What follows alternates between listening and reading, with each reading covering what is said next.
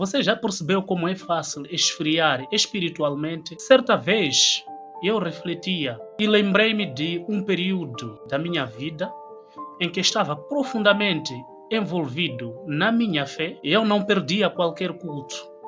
Sempre buscava a palavra de Deus, dedicava-me à oração, ao jejum, mas com o passar de alguns meses, a minha rotina começou a se intensificar. O trabalho exigia mais de mim, as responsabilidades familiares também aumentavam, e um dia, ao olhar para o meu calendário, percebi que já havia 2 semanas desde a minha última vez que fui à igreja congregar junto dos irmãos, e justificativas começaram a surgir. Hoje estou cansado, amanhã eu vou, até ao ponto em que a minha própria Bíblia era algo que fazia o meu dia a dia, que era o meu guião, começou a acumular poeira na mesa de cabeceira. O que antes era uma paixão ardente pela presença de Deus se transformou em uma chama morna. Foi só quando um amigo me convidou para um culto especial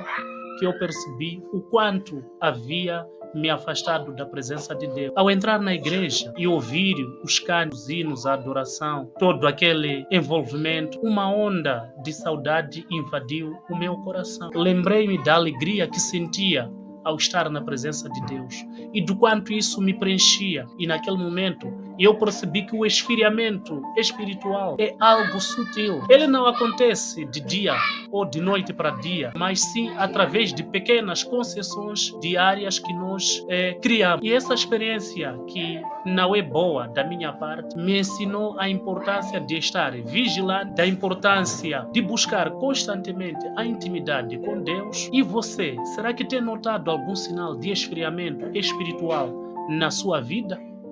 Sabe, aquela sensação de quando você começa a faltar aos cultos, dizendo hoje eu estou cansado, ou vou amanhã, quando a Bíblia começa a ganhar poeira na mesa de cabeceira. É exatamente isso que nós precisamos conversar hoje. O engano espiritual, ele vem como se fosse um ladrão silencioso. Ele entra na nossa vida sem fazer barulho. Ele começa com pequenas coisas. Só hoje vou pular o meu momento. Essa série da Netflix ou essa série de TV não é tão mundana assim. E antes que percebamos, nosso coração já está morno. E a Bíblia nos alerta sobre essa situação em Apocalipse 2, do seu versículo 4 até 5, onde Deus nos exorta a lembrar de onde caímos e a nos arrependermos e voltarmos ao primeiro amor. O inimigo, meus irmãos, ele é muito esperto. Ele não vem com uma placa escrita dizer que, olha, eu hoje vou te enganar. Ele usa sutilezas, ele usa pequenos desvios que parecem algo inofensivo. É aquele compromisso que coincide com o momento em que precisamos estar na presença de Deus. Sempre cai naquele horário do culto ou aquela justificativa de que Deus está em todo lugar. Não preciso ir à igreja, eu posso orar em todo lugar onde eu achar necessário orar. O apóstolo Paulo nos adverte em Romanos 12:11 para não sermos negligentes em nosso zelo espiritual. Quantas vezes você já se viu trocando um culto por um evento social, um casamento, uma festa, uma ida à discoteca? Já parou para pensar que muitas vezes temos mais intimidade até com o nosso celular, com as redes sociais, WhatsApp, Instagram, do que propriamente com a palavra de Deus? Passamos horas nas redes sociais, mas não temos tempo para orar. E o pior, justificamos isso dizendo que estamos ocupados demais. O Salmos 42 reflete essa sede pela presença de Deus e nos lembra da importância de buscarmos a Ele em momentos de desânimo. Amados, o esfriamento espiritual também se manifesta quando começamos a tolerar pequenos pecados. Aquela mentirinha que antes incomodava-nos, agora já não nos incomoda. Aquele palavrão que escapou já não causa tanto constrangimento dentro de nós. é crucial lembrar que o pecado nos afasta de Deus e devemos sempre buscar o arrependimento. Aliás, não existe um pecado pequeno assim como um pecado grande. Tudo é pecado. Podemos, amados irmãos, ou nós devemos sempre buscar o arrependimento, mas um arrependimento sincero, assim como é nos explicado em Lucas 17, do seu versículo 4. E amados irmãos, mas existe esperança. O mesmo Jesus que alertou sobre o esfriamento do amor nos últimos dias é o mesmo que nos estende a mão para nos erguer. Ele continua batendo a porta do nosso coração, esperando que nós abramos. Em Apocalipse 3:20, nós vemos essa mensagem.